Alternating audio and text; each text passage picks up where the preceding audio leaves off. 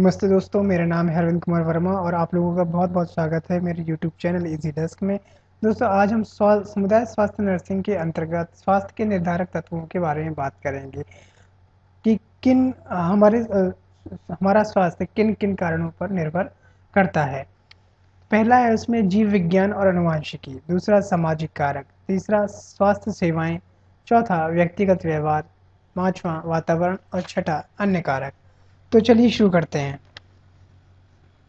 पहला है जीव विज्ञान और आनुवंशिकी।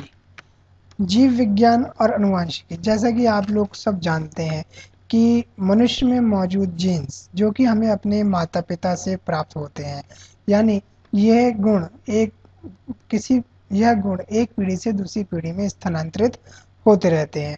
और जो हमारे शरीर में जो जीन विद्यमान विद्यमान या मौजूद रहते हैं, वह काफ़ी हद तक हमारी शारीरिक संरचना और मानसिक संरचना को प्रभावित करते हैं या उन पर निर्भर करती है। इसी प्रकार कई बच्चों में जेनेटिक्स कमियों के कारण कई प्रकार के रोग पाए जाते हैं, जैसे मंदबुद्धि, शुगर, दमा, हीमोफीलिया इत्यादि। ये सब जीन्स के कारण हमारे स्वास्थ्य पर इसका विपरीत प्रभाव पड़ता है। दूसरा है सामाजिक कारक।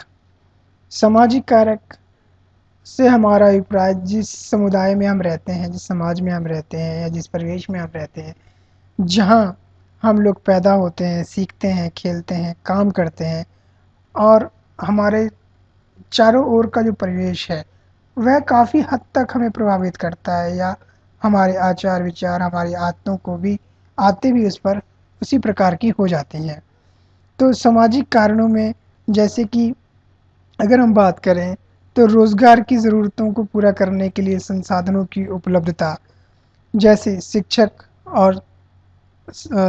और रोज़गार के अवसर, वेतन या स्वच्छ खाद्य पदार्थों की उपलब्धता या चाहिए, शुद्ध होना चाहिए। और सामाजिक मानदंड और व्यवहार, जैसे कि भेदभाव, अपराध, हिंसा, सामाजिक समर्थन और सामाजिक संपर्क। सामाजिक आर्थिक स्थिति, जैसे कि गरीबी के कारण भी हमारे स्वास्थ्य पर इसका काफ़ी हद तक प्रभाव पड़ता है, क्योंकि गरीब आर्थिक स्थिति सही ना होने के कारण ना तो हम अपने परिवार को सुचारू रूप से चला सकते हैं और ना ही अपने बच्चों को अच्छी शिक्षा और अच्छा भोजन दे पाते हैं, जिसका प्रभाव हमारे शरीर में पड़ता है या हमारे बच्चे कुपोषण का शिकार हो जाते हैं। और गुणवत्ता वाले स्कूल की उपलब्धता का ना होना या उनकी कमी होना, परिवहन, परिवहन की सही सुचारू व्यवस्था ना होना या साधन उपलब्ध ना होना, सार्वजनिक सुरक्षा इत्यादि, ये सब हमारे सामाजिक कारक हैं जो हमारे जीवन को प्रभावित करते हैं। अगला है स्वास्थ्य सेवाएं। दोस्तों, किसी भी देश में स्वास्थ्य सेवाएं बहुत ही महत्वपूर्ण योगदान निभाती हैं। स्वास्थ्य सेवाएं अगर अच्छी होंगी तो वहाँ का स्वास्थ्य, उस देश का स्वास्थ्य स्तर भी अच्छा होगा। यानी स्वास्थ्य सेवाओं से हमारा अभिप्राय है कि प्रत्येक व्यक्ति तक स्वास्थ्य सेवाओं का पहुँचना ज़रूरी है।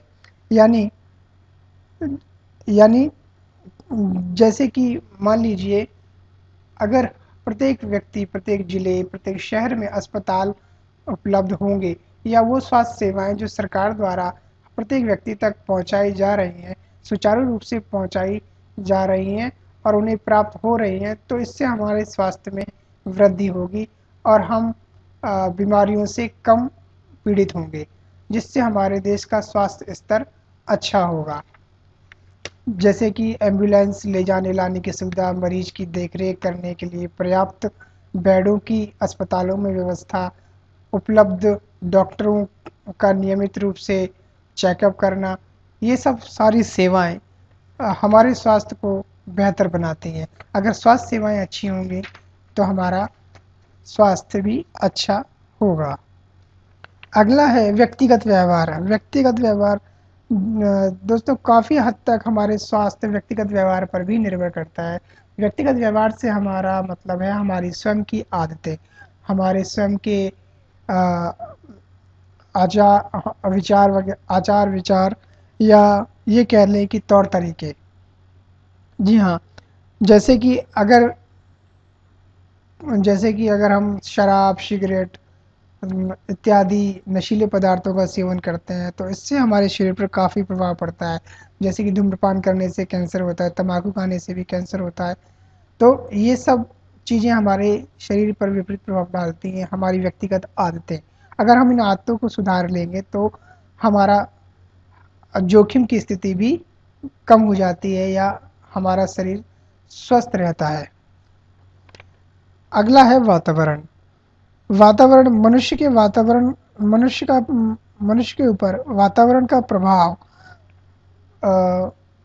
काफ़ी हद तक, या यूँ कह लो कि काफ़ी हद तक वातावरण उसे प्रभावित करता है। अगर हमारे चारों ओर का वातावरण स्वच्छ नहीं है, जैसे कि आवाज़, जलापूर्ति या स्वच्छता, सा अगर हमारा पर्यावरण स्वच्छ नहीं होगा, पर्यावरण अशुद्ध होगा, तो हमें अशुद्ध वायु ही हमारे शरीर में प्रवेश करेगी। और अगर हमें स्वच्छ और साफ जल पीने के लिए उपलब्ध नहीं होगा, तो जल से उत्पन्न होने वाली कई प्रकार की बीमारियां हैं जो हमारे शरीर में रोग उत्पन्न कर देंगी। तो स्वच्छ वातावरण भी हमारे स्वास्थ्य में एक महत्वपूर्ण भूमिका निभाता है। अतः आप लोग अपने आसपास अपने घरों में सफाई रखें, जिससे कि हमें इन प्रकार की बीमारियों से बचा जा सके।